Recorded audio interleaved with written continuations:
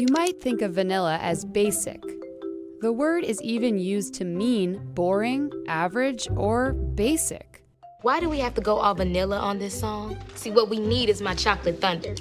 But vanilla may not always be so run-of-the-mill. Vanilla prices have climbed so high, it's worth more by weight than silver.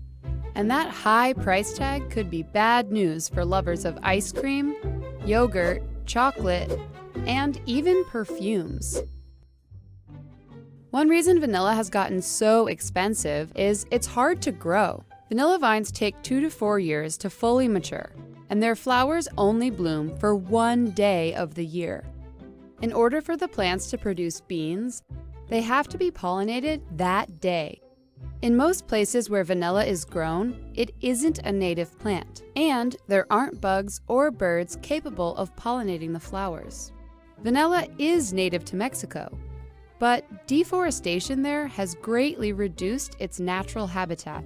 In Madagascar, where over 80% of vanilla is produced, the flowers have to be pollinated by hand. The pods need several months to cure after harvesting.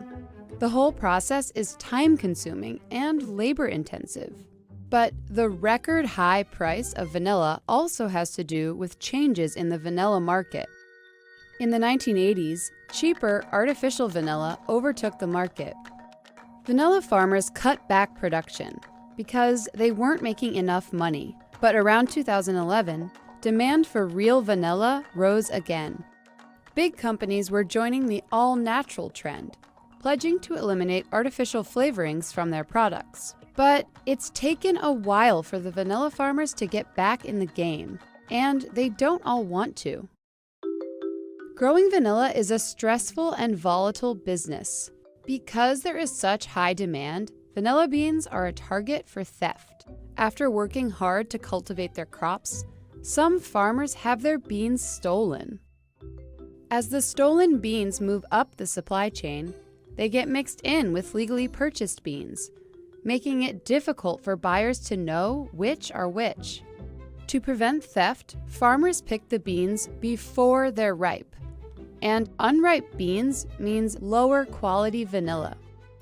Farmers also try to prevent theft by branding their vanilla crops with a metal-pronged brand. That way, buyers can identify what farm the vanilla came from. Farmers also run the risk of having their crops destroyed by extreme weather events. Cyclones are common in Madagascar, and climate change is increasing the frequency and intensity of those storms. If a cyclone were to wipe out vanilla crops next year, it would take until at least 2022 for new plants to start producing beans. And farmers might not want to take that risk, so the supply could continue to drop even further. The once basic